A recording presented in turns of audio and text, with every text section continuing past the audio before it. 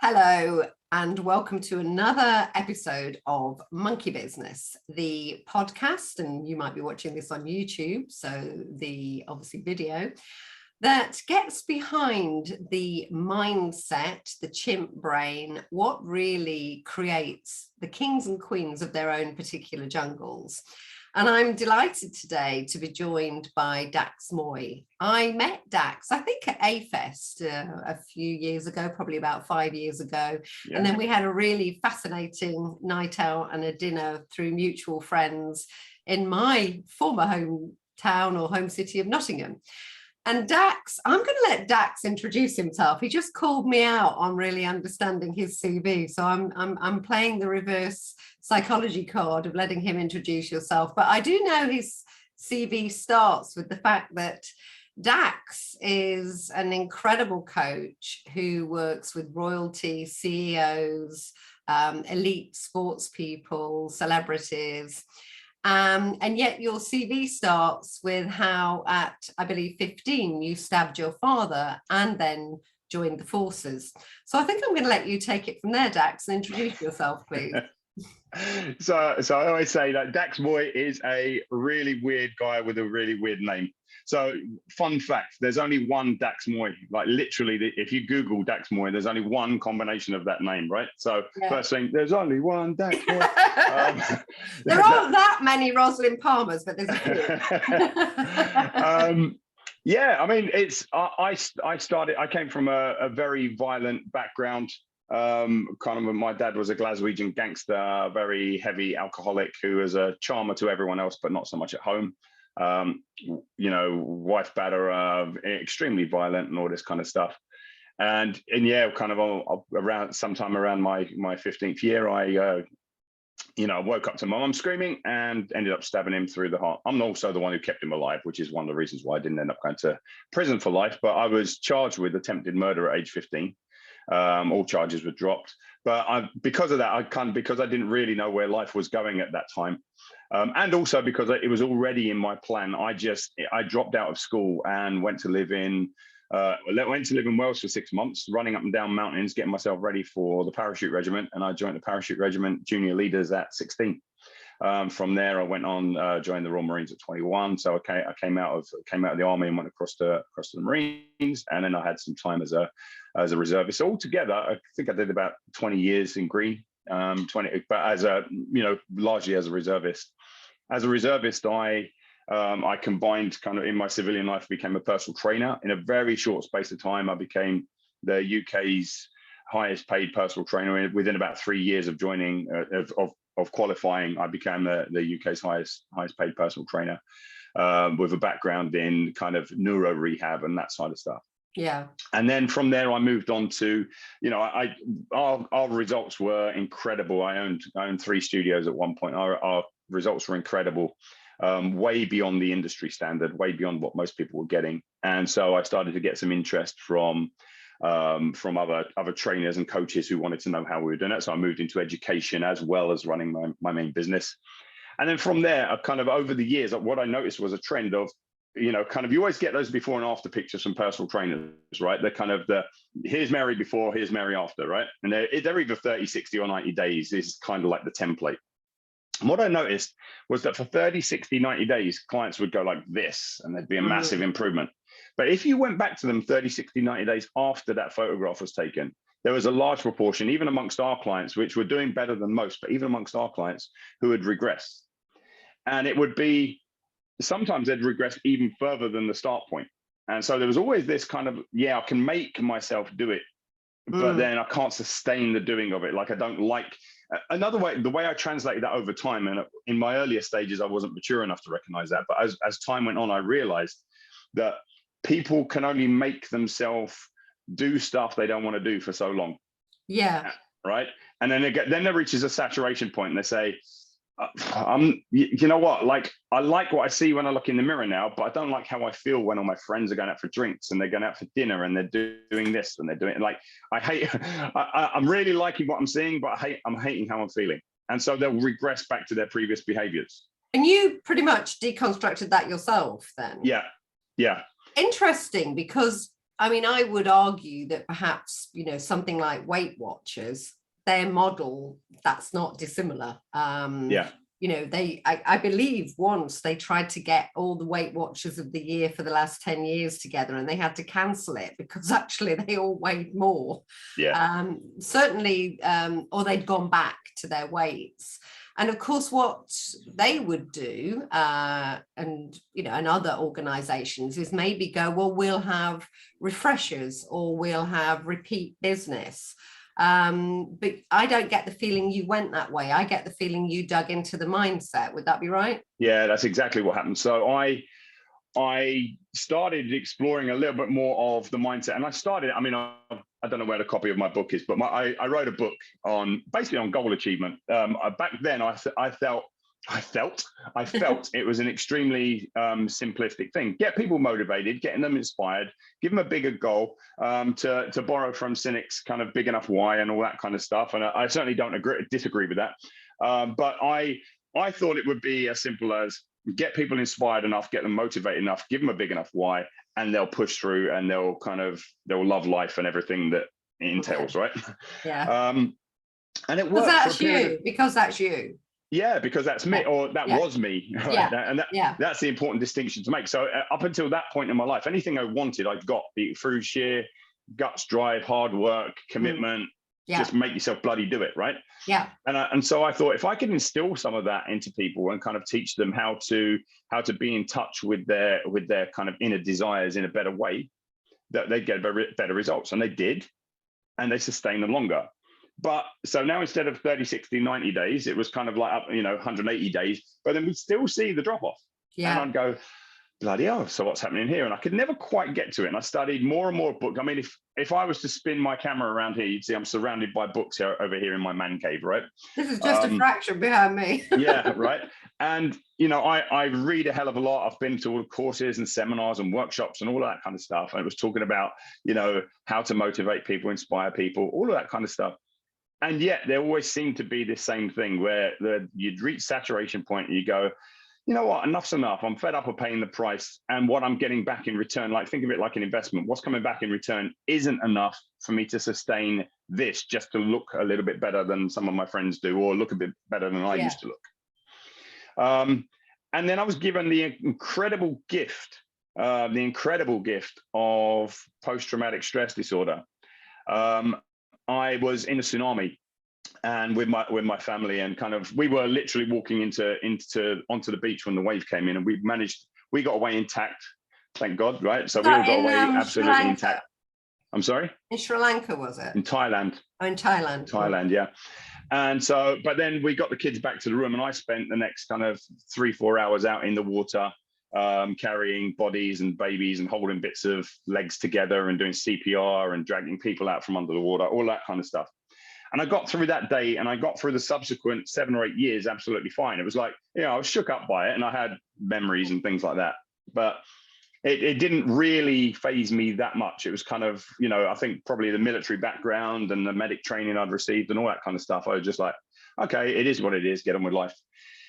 And then about 8 years into it, I was driving down the motorway, and I've been going for a really stressful phase at work, kind of, 10 years worth of back taxes. The HMRC wanted to come at me for. I had some staff who were kind of doing dodgy dealings behind my back at the like all kinds of stuff. And life got really stressful. And that stress suddenly just kind of tipped the balance. My brain said, hey, here, have back all those memories and thoughts that you didn't deal with 8 years ago, and have them all at once. And so I went from a guy who had everything going for me to a guy who literally, the first time it happened, it was like bodies landing on the front of my car as I'm driving up the M11, and I spun the car 360 and like looking around, I thought I'd hit someone. And then that devolved into, literally sitting up, staring at the wall in my bedroom in the mornings, like crying at 3 o'clock in the morning, such vivid memories and all that kind of stuff, to I did about 2 years of about 90 minutes sleep per night, about 5 to 7 hours sleep per week is what I was getting. And so kind of my head was absolutely smashed. How did you get through that time? Not by goal setting. and not by anything that I thought worked beforehand. So all of the ideas I had about how to get, like, I soldiered on through it. I went, screw it, let's do it, punching through. I aggressed against the enemy that was in front of me, if you will, right? Like, I'm not letting this slow me down.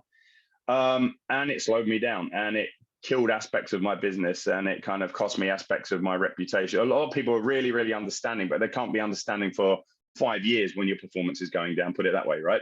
Yeah. Now, might be understanding for 5 days, 5 weeks, maybe 5 months, but for 5 years, when you're kind of not quite yourself, it's hard and your default action is to kind of come out fighting, isn't it? Yeah. But so partly from how I grew up, and then partly from military training, kind of you aggress on the enemy, you don't back down from it, you keep going, and it just didn't work. And I already had a fair knowledge of neuroscience from the rehabilitative perspective. Like, I was able to get people out of wheelchairs that had been in wheelchairs for 10 years. And, people from all around the world would send their patients to me because I was doing things with them that other people weren't able to do.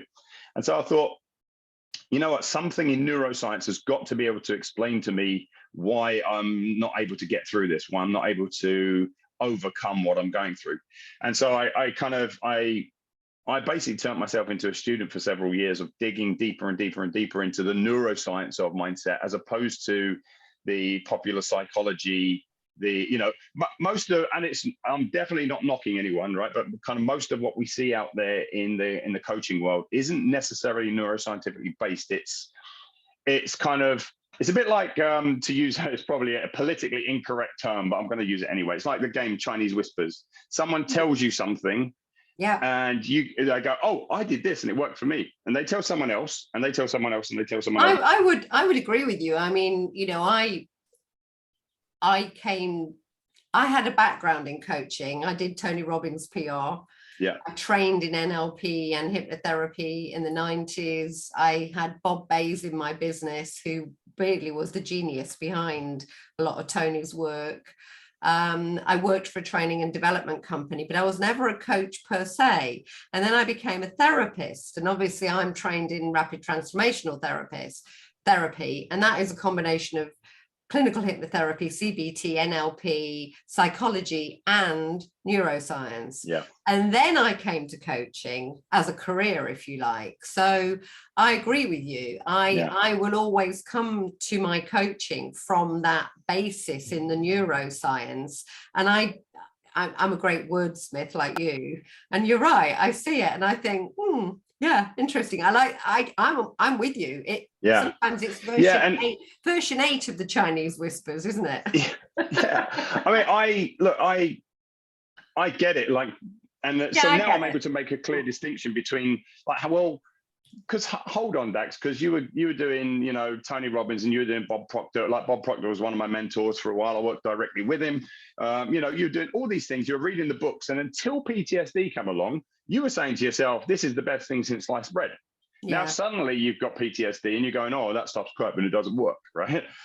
And so what I realize is that there are actually kind of two. There's the non-threatened brain model, which is when you're not overcome by any of the kind of what I would call, there's no such thing as bad emotions, good emotions, but what I call them the dark side emotions. So when you're overcome by fear or rage or panic, the things that we normally lean into, like start with a big enough why and kind of get a clear goal, and all of that just goes out the window.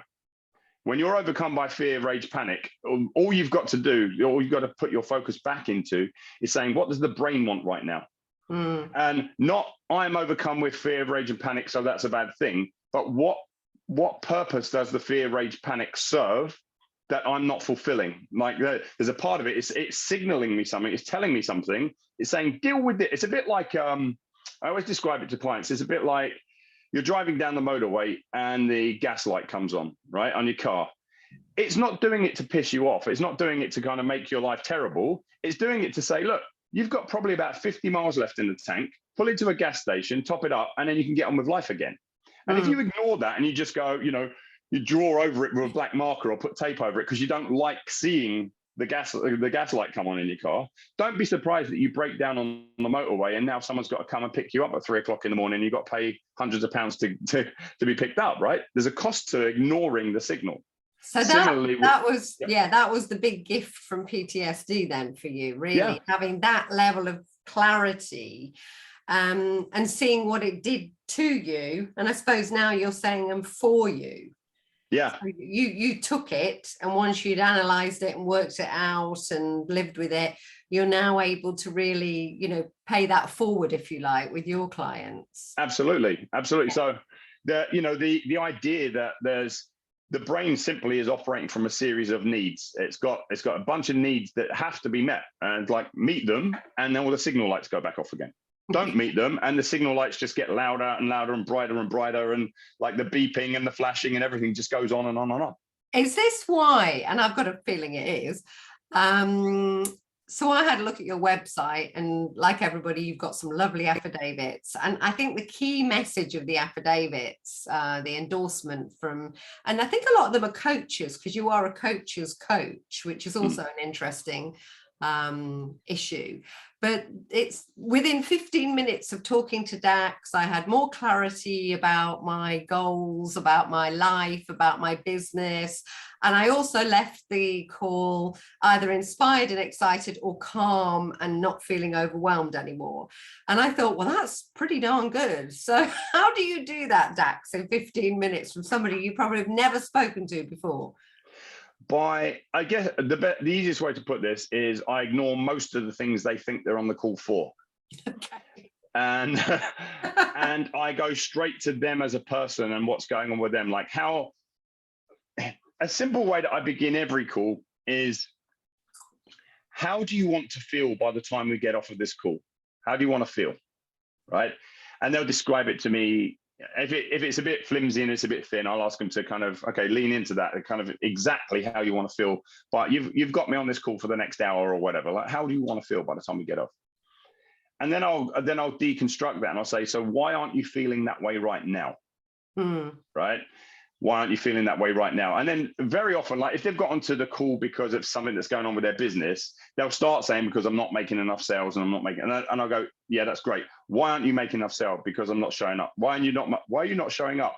Because in truth, I feel like I'm a bit of a fake. I've got the same shit going on in my life that my clients have got going on in theirs. Yeah, so I don't feel like I'm qualified to kind of guide them through it, right?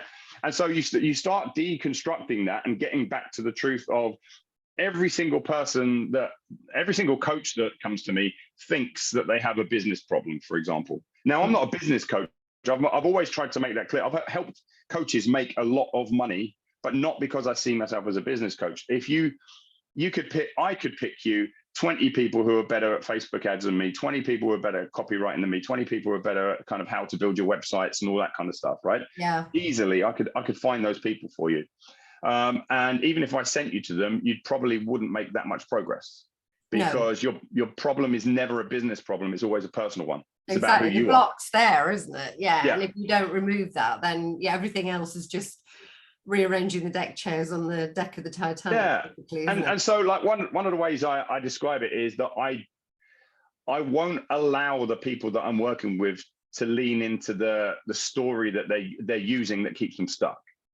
Yeah, and you won't allow quite a lot, actually. You're very proud to declare, I'm not for everyone, and please don't work with me if you'll kind of tick the following boxes. And you literally audition clients. I can't think of a better way of putting it. Yeah. Which of course, in a reverse psychology, makes people want to be with you. If it's going to be that hard to work with somebody, I want some of it. But I get the feeling for you, there's a lot more to it than that. Yeah, I love making money. I think it's great. It's been an extremely joyful aspect of my life over the years, right? Making lots and lots of money. But I'm very clear that I want to make lots of money while the people that I'm working with feel good about giving it to me.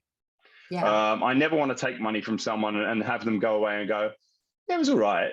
Like, I'm never in any danger that anyone's going to leave me and say, oh, that was crap. But kind of, almost as bad would be someone going, yeah, it was all right. I want people to leave and go, geez, I can't believe, right? And that was a lot of money, and paying out the money the thought of paying that money out was painful. But now that I've paid it, like I can completely see where the value in that was.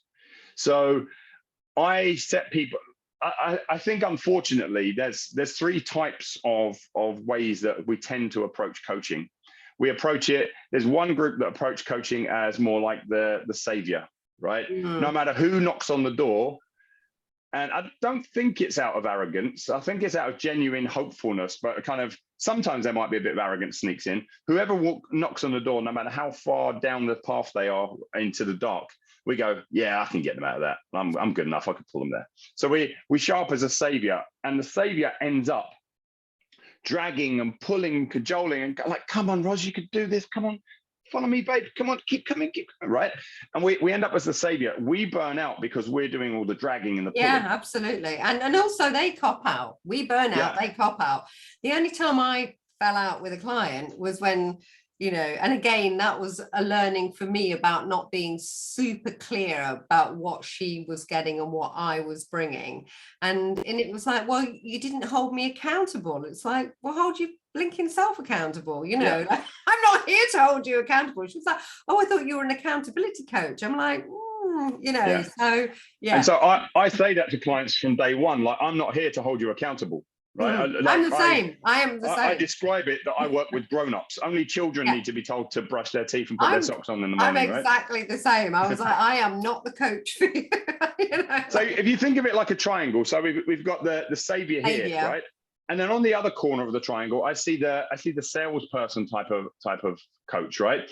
And the salesperson is constantly trying to sell people an idea, and instead of dragging people along, they kind of tend to be pushing them toward things, right? You end up in the same thing. You end up kind of burnt out because you're constantly having to make the value of what you're doing appear more than it actually is, so that the person will take action, right? And then sorry, go on. Well, no, I'll come back to a question for that. Do the other one and I'll come back. And then ultimately, the position I like to be on that triangle is as the servant. And the servant is the one that says, you tell me what you want and I'll help you to get it. But helping you to get it doesn't mean that it's going to be me lacing my boots up and running down to the corner store for it. It means I'll help you with everything you need in order for you to lace your boots up and go there. But you can't. One of the ways I put it is, you can't expect me to work harder on your behalf for what you say you want than you're willing to work. Yeah. Right? Totally. Kind of, I'm part of your team. I'm part of the framework that makes this happen, but you can't expect me to want it more than you do, because I don't. It's your life. Yeah. And so as part of being a servant, I try and set people up for success before they even become a client. Like, so if I can tell you, look, you're not going to get these things from me, and I'm not going to be this way with you, and I'm not going to do these things for you, and I am going to call you out on this, and I am going to speak to you about that, and I will dig into the really dark parts of your life that you've been avoiding and don't want to touch on, because that's the only way I know how to make the things you say you want manifest in your life. So if I can tell you all of that in advance, it saves you wasting money with me, getting pissed off at me, getting pissed off at yourself. Like, we know where and instead of it being one of my big things, and I think I might have first heard this from Steve Chandler, I think it might have been him, this idea of expectations versus agreements. And I try to set clear agreements with people from the outset, rather than them having an expectation and saying, oh, but my last coach did that. Well, that's where I went wrong. And, you know, and it was a great lesson for me about 5 years ago in that, you know, let's be very clear here what the agreement is. Yes, I agree. And I like that about your website, obviously, you know, the minute. And in fact, I do believe I've either stolen it or we had the same idea at the same time, because I do believe on my website, I actually put, I'm not for everybody. Yeah. Yeah, no, what I was going to say when you were talking about the sales, you know, the triangle. So what I'm hearing, and tell me if I'm wrong, is particularly when you're being a coach's coach, the gap between the sales, i.e., I learned that we should do the 6 habits of successful people, or I've been using this framework, or I know I get success by doing that, or I just read that book and, you know, the new thing is blah-de-blah-de, or I've just been on a new course and I'm going to take my client through the XYZ model. And also the kind of savior, which is, you know, I really want to help them, I really want to save them.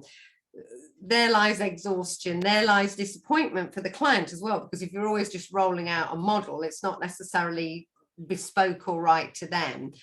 Is your coaching with coaches enabling and empowering them to bridge those gaps? Yeah. Yeah.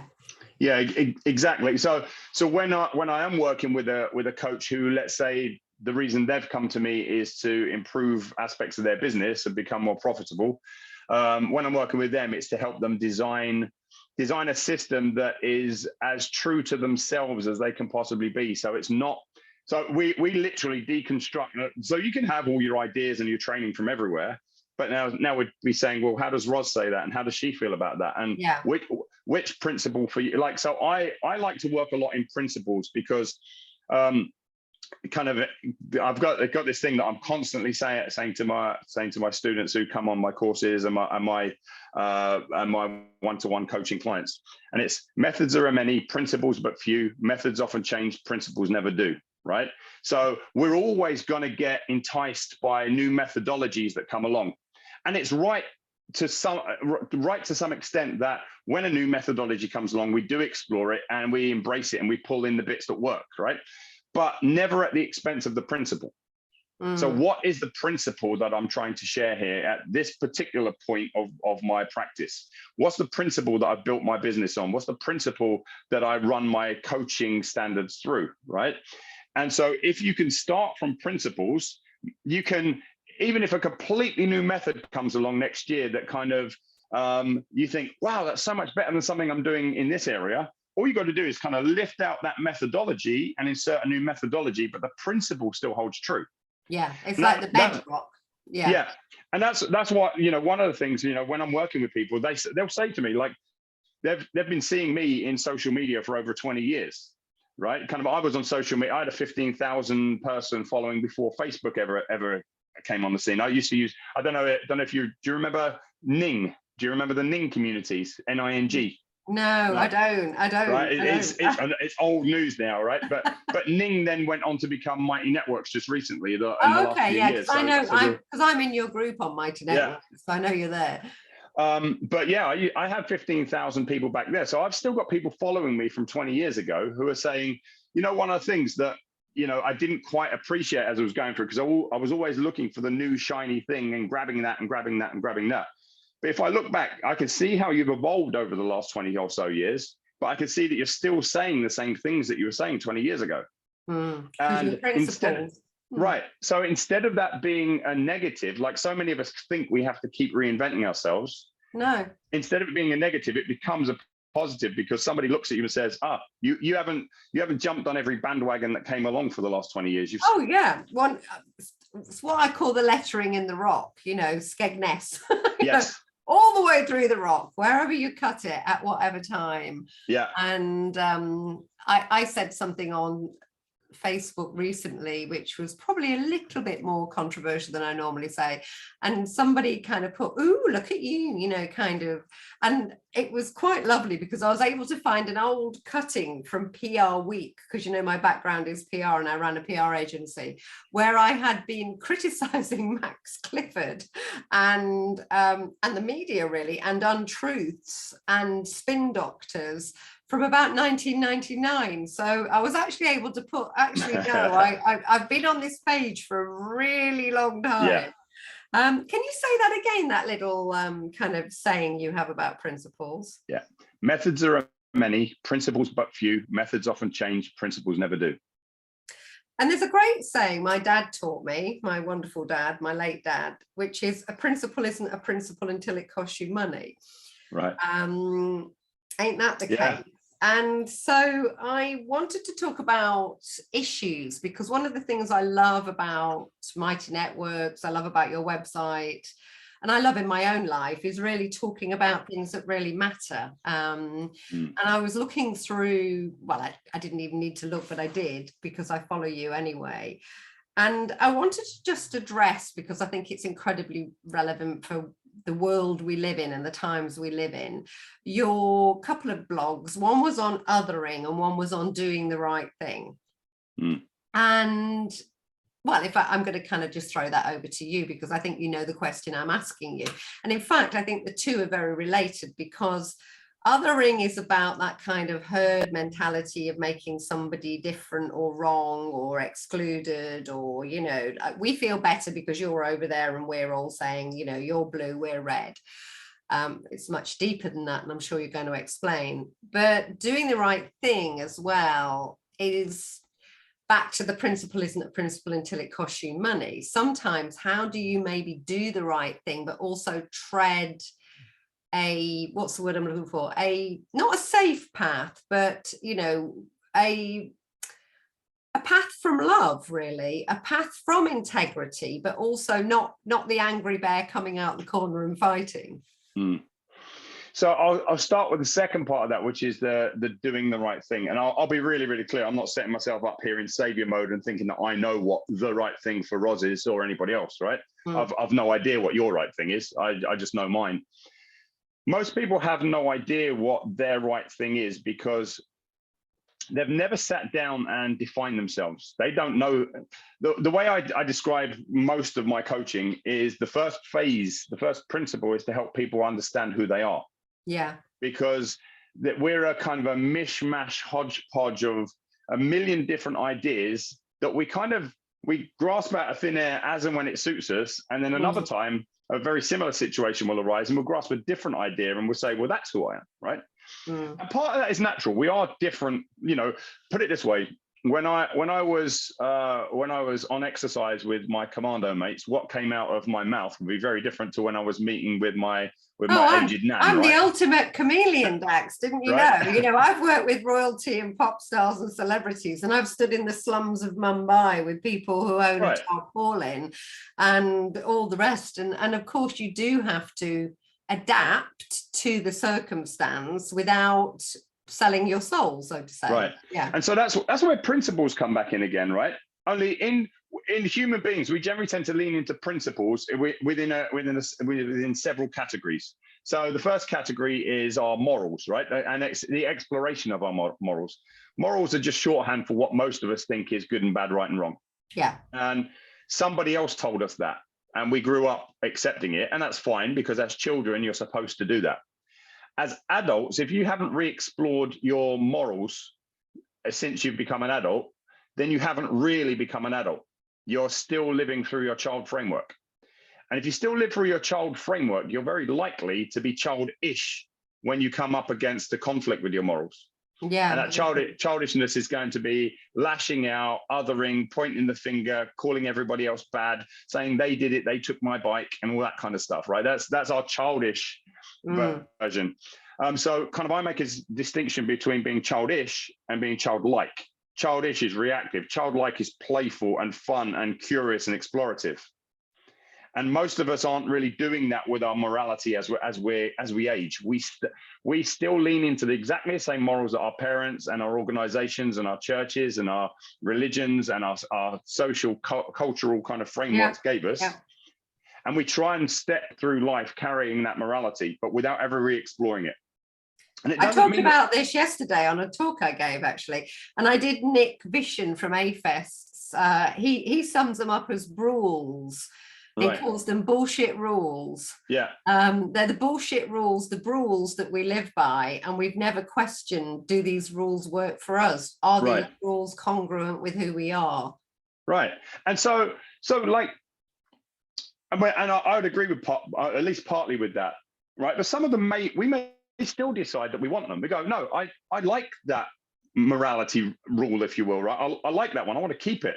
But there's a difference between choosing it as an adult and being given it as a child. Absolutely. Right. So I sit back down and go, no, I actually think that's a really good one to keep. Kind of what my parents or what my culture or what my religion gave me within that particular one of the moral frameworks. I really want to keep that. Yeah. Right. It's right for me now. It's right for me now. It makes sense to me, to the person I want to see myself as being. That makes a lot of sense. Yeah. Right. Then the next layer of that would be our values. Like values are just another way of saying beliefs that we hold more important than others. Right. And kind of I use values a lot. Like all of my clients, I refuse to look at your business, your relationships, any of the other goals that you've got for yourself. I refuse to do that until I know what your morals, values, and your beliefs are. I refuse, because I don't know who I'm working with until you can voice that to me. If you say, this is me, this is who I want to be, this is how I want to be, this is how I want to show up in the world, then I can go, oh, right, well, can you see the disconnect between your beliefs, values, and morals and what you're trying to achieve over here? Let's just bring more of that, and this is going to start happening, right? So it's know who the person is first. And so that it's morals, beliefs, and values. These are kind of, again, another little holy trinity, you could say. And once you get these things very, very clear, most people are walking through their lives with no idea about the value and the skill of what they're believing. And, you know, this is like, so I relate beliefs to being like the map of our life. Yeah. And values as being like the compass. And then morals as being the ultimate destination. Like that's where we want to, like I want to live in alignment with my morality while I'm crossing the terrain of life. That's the way of thinking about it. So where does othering come from then? Othering is othering is either triggered directly by our morals. Kind of if our morals have been beaten into us, so to speak, and they're so strong. You're not like me. Exactly. Yeah, you're not part of the same collective tribe, right? Yeah. It's easier to destroy another person by, if I dehumanize you. Yeah. Right. If I take away your humanity and say, well, he or she is just like me, except they grew up in another time, another generation, another religious framework, another something, right? They're just like me. They probably want to go home and kiss their kids goodnight, and they probably want to kind of make love every opportunity they get, and they probably want to have live in a really beautiful place, and they probably want to go to sleep every night safe in the knowledge that no one's going to be bombing their house and all that. They're probably just like me in all those ways, but they may have a few things where they're not just like me. And when we're kind of lazy, and that's one of the ways I kind of put this, is when we're lazy, when we're not really thinking about who we are and who other people might be to us, we start to other them. We start to focus much more on here's how they're different from me than we do on here's how they're like me. And othering is a brilliant tool that we can use, because once we other someone, we can dehumanize them. Once we dehumanize them, we can do more or less anything we want to. Well, we've seen it, we've seen it with the Nazis and the Jews, and we've seen it if you look at early Black history, where they were like measuring people's heads and saying, oh, they're not even like white people. I mean, we've seen it throughout history, but what I've found quite saddening is we've seen it very recently. In fact, we're living through times when we are seeing it, not just in terms of body autonomy and choices you're making about medical procedures, i.e., we've just come through, times of COVID, but also wars, potential war or conflict. We're seeing it now. Yeah, well, look, I think one of the big challenges is once we're in the presence of one of our dark side emotions like fear, rage, or panic, we essentially lose our faculties for clear thinking. Yeah. Right, because when we're in the presence of fear, rage, and panic, the brain, from a neuroscientific perspective, the brain is geared for reaction.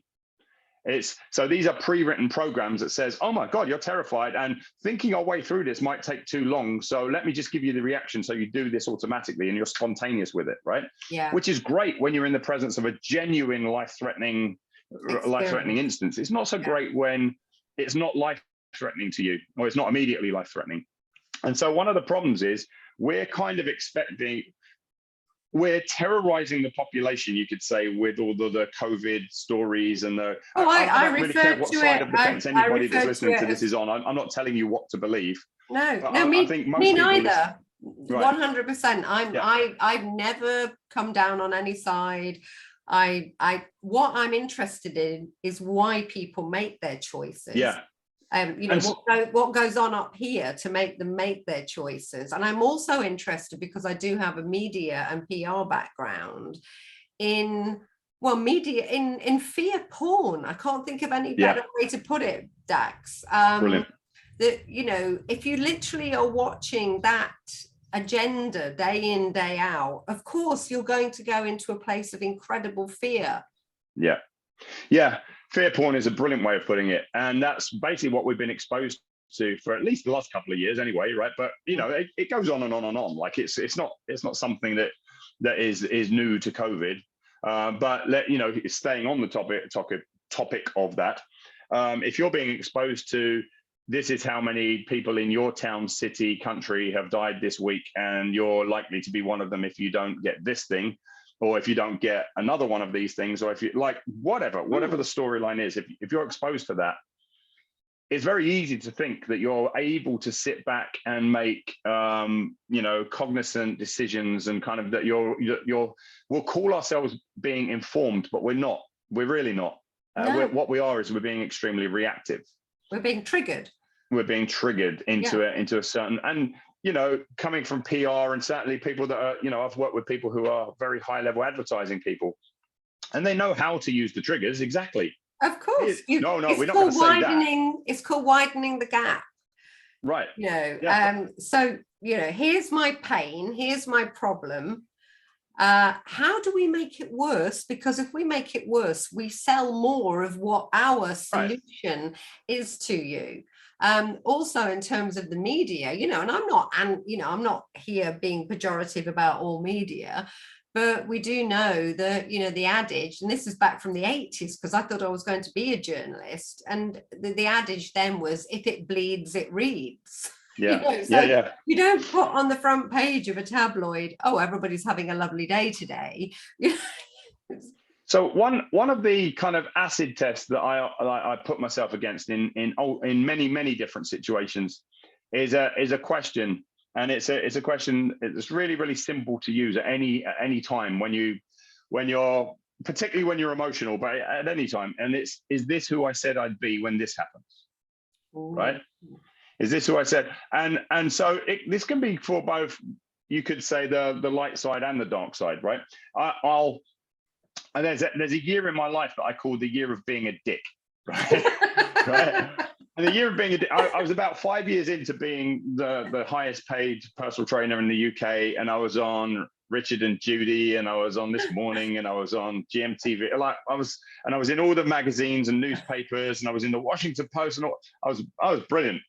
The trouble was that I knew I was brilliant, and I was strutting around like I was brilliant, and I think by most people's standards, like I speak to people about it now, and they're like, oh, you weren't too bad, but I knew that I was looking down at people that year. I was like, oh, you ain't earning what I'm earning. You ain't. Yeah, no, I went there myself as well, to be honest, and I'm not proud. I'm not proud of it. And it was towards very much the end of my PR, because most of it was struggle, build. Let's pretend we're more successful than we are. Oh my God, can I pay the mortgage? You know, that was what was probably going on for most of it. But there was probably about a 2-3 year period before I sold the business, when, you know, we were traveling first class, and I had a nanny. And I think I was a bit of a dick as well. So you know, I had this year of being a dick, and one day I woke up and I was actually literally looking in the mirror. Like, I know it's an easy metaphor, but this was actually true. I was looking in the mirror, getting dressed on the way to the work, and I had that like, who the fuck am I moment? Like, what's going on? What's going on with you, Dax? Like, is this who you said you'd be when you made it? Like, were you going to be this guy, or were you going to be? I'm not the kind of guy who's humble like that, like meek and mild. No. I was never going to be the guy who flaunted it in people's faces, and I was never going to be the guy who was about. Because even now, like, I live in a former council house in a terrace. Right? I've earned loads and loads of money over the years. I like where I live at the moment, and I drive a car that I've had for 15 years because I bought it brand new and I loved it. And I still love it, right? So I'm not a guy who wants to upgrade his license plate every year and get something, something new, right? I live on a 3-acre small holding in Lincolnshire, not the most fashionable county, but, you know, for my birthday, I got bought 10 sheep, you know, and I'm in wellies most of the time. So for me, but, you know, one of the things that I decided years and years ago, like, I think everyone has their one day when I make it, I will story. And for me, one day when I make it, I will was never about living in a mansion, driving fancy cars, or any of this kind of stuff. It was, I will travel literally everywhere in the world that I've always wanted to go, and I'll take my family with me. And I've done that. Like, so huge amounts of income over the years, but a lot of it has gone to travel. Like, we've spent, like, kind of 50 grand a year for a period and 60 grand a year just to go to places as a family. We've been to Thailand like 63 times. Great memories, though. Yeah. And so for me, that was my one day when I make it, I will. That was what I wanted to do with the money. It wasn't about living in a mansion, driving a Rolls Royce or any of that kind of stuff. And it comes back to knowing yourself. It comes back to, who did I say I would be when this happens? And I realized that at the end of that year of being a dick, like, you're not being who you said you'd be. Yeah. And this ties in with the othering thing, right? Who did I say I would be when this happens, right? When something devastating and shocking happens, when something really good happens, who did I say I'd be? And the trouble is, the reason why I think we've leaned so hard into the othering is because most of us haven't done the work on asking ourselves who I'd be when this happens. Or knowing who you are even before that. What we're very, very clear on is who everyone else should be when this happens. Yes, 100%. And you said it earlier, you said it earlier about most people don't know themselves. So when I'm talking, giving talks or talking to my clients, I have two frames of reference, very much what you're saying. So the first one is the Julia Roberts and eggs moment. So I always talk about The Runaway Bride with Julia Roberts, the movie where she always bolts from the altar just when she's about to get married. And she's in a diner with Richard Gere in this scene. And the waitress comes around and asks her how she likes her eggs. And she's like, I'll have them, like boiled. Oh, no, Jeff like that. I'll have them fried. And she realizes that she's been such a people pleaser, particularly with the men in her life. She doesn't know how she likes her eggs. And she literally has a breakdown at that table. And it might seem trivial, but it's huge. It's huge because she didn't know who she was. So she didn't even know how she liked her eggs cooked. And the other one I have very much like you is, it's a lovely saying, which is, be the person your dog thinks you are. Yeah, I like that. But is this why you keep clients on a 1-year journey? Maybe keep is the wrong word, but you again, on your kind of work with me application form, you talk about ways to work with you, and one of them is you're going to be with me for a year, which one half of me could go, what a brilliant business model that is as a coach, why aren't I doing that? But why is that, Dax? So there are actually 3 ways to work with me, right? There's like a 2-day intensive, which is where we just pick one topic from your life and dig into that. So it might be related to your business, it might be your relationship. We still have to do a lot of the same core work, but we'll theme it into that area. The other is that people come and live with me one-to-one on a retreat in Thailand, and literally we'll do everything from the health side of their lives, but we'll spend a lot of time on the self-identity and expand that into their most important relationships. So they'll live with me there, and then they'll go home and take that back. But the most powerful way is the year-long work. And the reason the year-long work takes a year is because it can be scary pulling back the layers of the onion, right? It can be scary kind of pulling off the various masks that we're wearing. And some people do that really, really, really quickly at the start. They go, oh, I've removed 4 layers of the onion. Right. But then you might find that they've got several months where they make no progress. Others might go, I'm not making any progress, but then suddenly 10 layers of the onion will come off. And so because I come at this as a servant, and I really, really believe in whatever you're paying me has to be of massive, massive value to you. Like, you've got to be getting a return on the investment. I honestly don't believe in most cases I can do my best work in just a couple of months. And so, I know some people are fast starters, some people are slow starters, some people are strong finishers, some people are weak finishers. And I don't know what phase of life you're in and where you're going to be fast and slow, but I know, give me a year, and no matter where you started, we're going to end up where you wanted to be. That makes total sense. Yeah. But the interesting thing is that my average client has stayed with me for so if I look at the last 20 years, the average client has stayed with me for 8 to 9 years. My longest client stayed with me 15 years. Right. So they just keep doing the work. They just keep leaning into the next version of who they want to be, and the next and the next. And without obviously naming names, do you find a big difference between, let's say, royalty, celebrities, CEOs, or they all got similar issues? Yeah, they all have similar issues. And the similar issues is this, and I spoke about it on a podcast last week, saying you imagine what it feels like to be, let's say, obviously not that we've made it, right, but we've come a certain distance compared to maybe some of the people that are following us, right? Mm. And though, but even ourselves, so kind of, we've got our next level of one day when I make it, I will, right? If I could just get the business really rocking and rolling this next year, 2 years, 3 years, or whatever, 5 years from now, I can see this happening, right? So we've always got that. Now imagine being a celebrity who's got everything, who's got all the jets and the cars and the houses and the accolades and everything else, and their life still doesn't feel right. It still doesn't feel balanced. It still doesn't feel like they've got what they want from life. They haven't got anything to really look forward to. So in a way, they're more screwed up than we are. Because 100%. At least we've got if I had that, life would be better. So celebs tend not to have that. It's the as good as it gets moment, like, I was over here. I did all of this because I wanted to be over here and feel amazing. I'm over here. I'm in, or talking heads, how did I get here? This is not my beautiful wife, my beautiful house, my beautiful life. And then the Jack Nicholson, is this as good as it gets? Because they don't feel enough inside. They don't feel it inside. Well, that's my take on it. Anyway. Yeah. Is that your take on it? Yeah. Absolutely. Like if you don't have that kind of feeling that you're in the place where you always hoped you'd be, you're always going to feel lost, right? And that's how I best sum up my celeb clients and my high flight, the ones that everyone else is jealous of, and the ones who everyone else gets pissed off at and says, what right have they got to be unhappy when they've got everything? Actually, no. They're in some respects, they're worse off than you. You've got something to look forward to. I would agree with you. So we're way over our half hour, but I think we could make this into an all-day podcast. So what do you call your chimp mind, Dax? The Hulk. So the Hulk.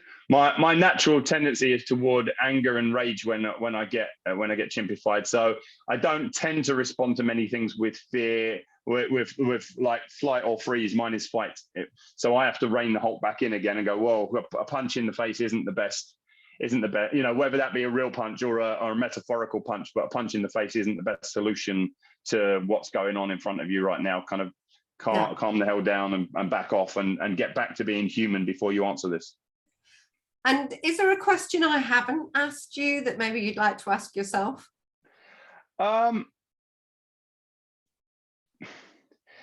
Yeah, I mean, look, I guess it's the one thing. It's everything that my business and my life philosophy is based upon. It's kind of it's just a reminder to people about what underlies literally everything, or what I believe underlies everything about kind of having life the way you want it.